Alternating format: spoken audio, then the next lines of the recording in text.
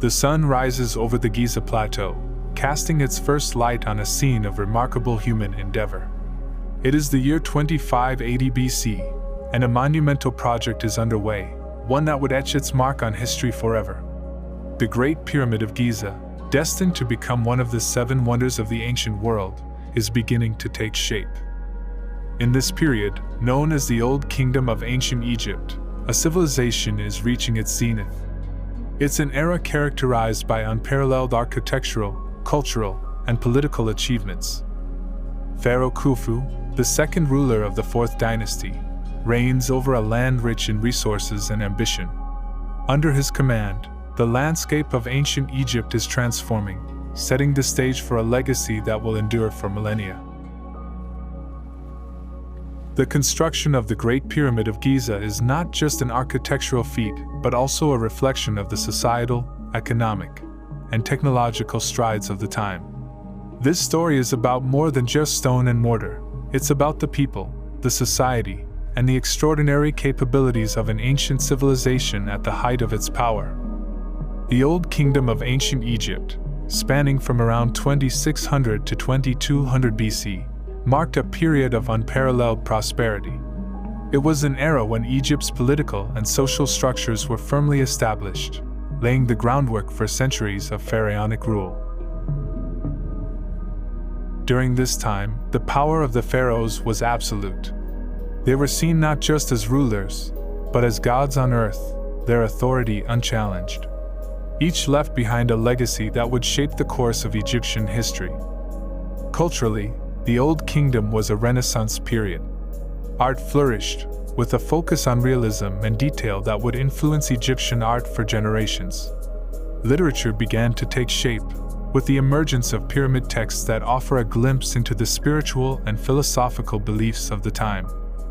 The Old Kingdom, in its essence, was a time when Egypt set the standards in art, architecture, and governance, standards that would endure and influence not just its own future generations but the entire world. The Old Kingdom is perhaps best remembered as the age of the pyramid builders, a golden era of architectural innovation and ambition. This period marked the evolution of royal tombs from simple structures known as mastabas, rectangular mud brick tombs with a flat roof and sloping sides, to the awe-inspiring pyramids, reflecting a society's devotion to their divine rulers and the afterlife. This evolution began with the Step Pyramid of Djoser, designed by the legendary architect Imhotep.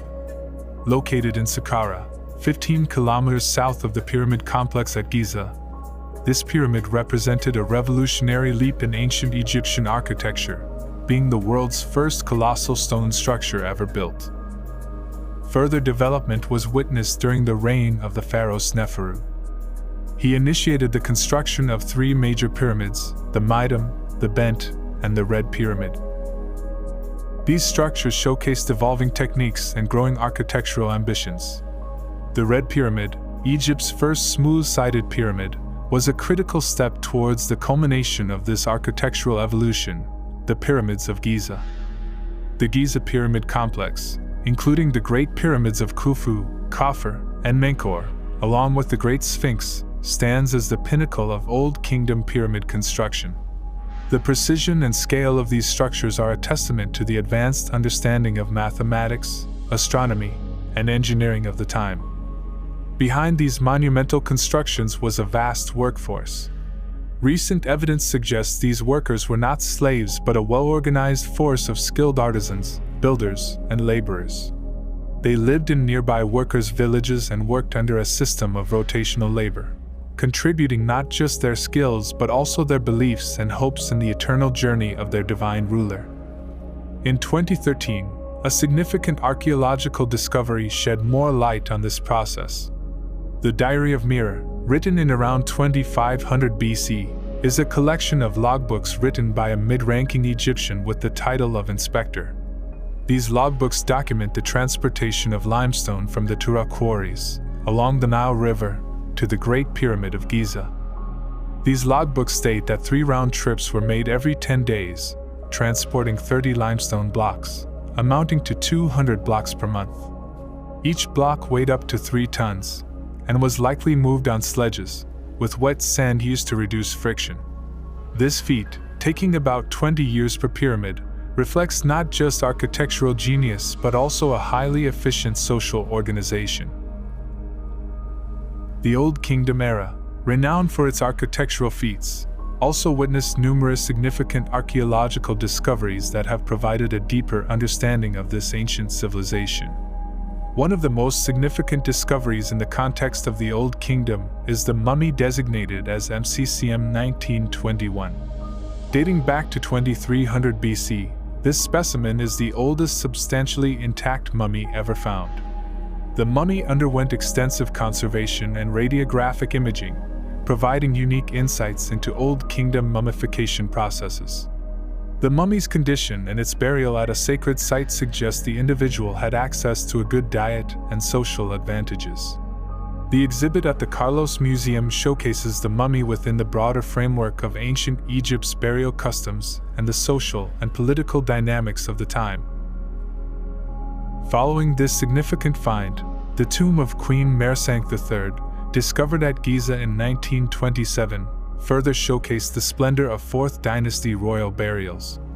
The intricate carvings and detailed reliefs inside her tomb provided historians with invaluable insights into the artistic and cultural practices of the era, especially those pertaining to the lives of royalty.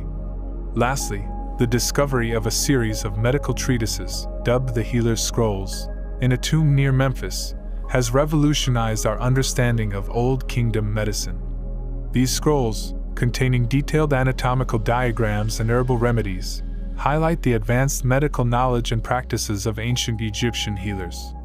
Examples of treatments found in these medical texts reveal ancient Egyptian methods for addressing common ailments.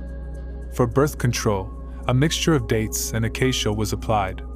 The scrolls prescribe a blend of elderberry and milk for the treatment of diabetes, while constipation and migraines were treated with simple combinations like berries with beer or a clay crocodile effigy, demonstrating the ancient Egyptians' diverse approach to medicine. These discoveries, each with their unique insights and mysteries, paints a vivid picture of a society rich in cultural depth, scientific knowledge, and artistic innovation. The Old Kingdom of ancient Egypt was not only a time of monumental architectural achievements, but also a period rich in cultural and social complexity. The societal hierarchy was rigid, with the pharaoh viewed as a god-king and the ultimate authority of the land. Nobles and high-ranking officials, including the vizier, formed the upper echelons of society, often closely related to the pharaoh by blood or marriage. This hierarchy is well documented through a wealth of archaeological evidence, including the tomb of Heminu, a vizier from the Old Kingdom, and the architect of the Great Pyramid of Giza, whose resting place reveals much about the administrative complexities and societal structures of the Old Kingdom. The vizier was a position of immense power. As the pharaoh's chief advisor and the highest official in the land next to the king, the vizier's duties were vast and varied, overseeing the administration of the entire kingdom. This included managing the state's finances, supervising construction projects, administering the legal system, and ensuring the annual Nile flood effectively irrigated the fields. Complementing the vizier were other pivotal figures, each instrumental in the dynasty's intricate framework. The high priest occupied a sacred role in the religious and ceremonial realms.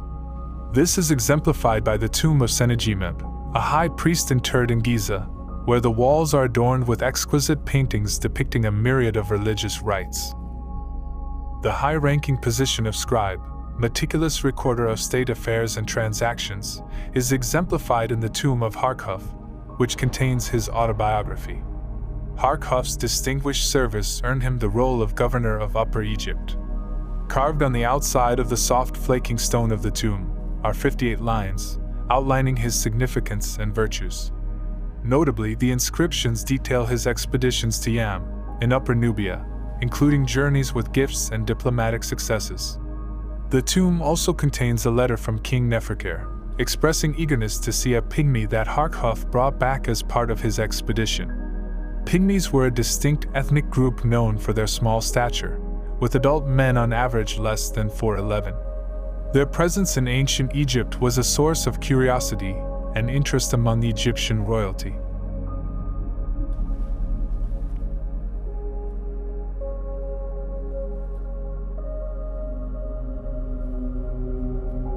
The tomb of Weni the Elder, dating back to Egypt's 6th dynasty in the Old Kingdom, also stands out for its detailed autobiographical inscription, offering a rare glimpse into the life and times of yet another high-ranking scribe turned governor. Serving under Pharaohs Teti, Pepi I, and Narenra, Weni rose from modest origins to become a court official, judge, and eventually a governor. One notable excerpt from the translation of his autobiography highlights his role in quelling a rebellion, quote, "His Majesty made me the sole war leader of his entire land. I went forth upon the Elephantine road, and I returned upon the Coptus road. His Majesty praised me for it greatly." This account not only showcases Weni's military prowess but also provides insights into ancient Egyptian roots and strategies.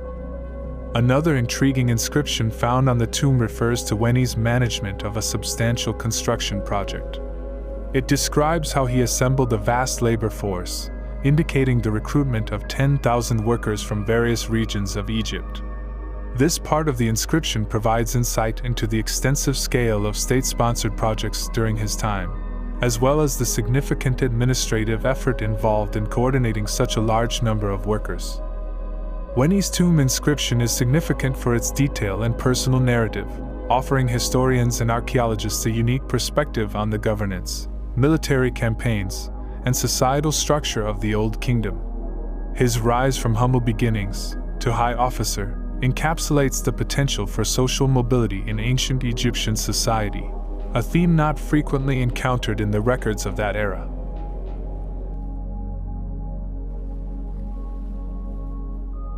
The decline of the Old Kingdom, an epoch that stood as a beacon of prosperity and architectural magnificence in ancient Egyptian history, unfolded through a confluence of intricate and deep-rooted issues, heralding the end of this illustrious era. At the core of the Old Kingdom's unraveling was a gradual erosion of pharaonic power. Intriguingly, this diminishing authority is starkly mirrored in the archaeological record, particularly in the tombs of provincial governors.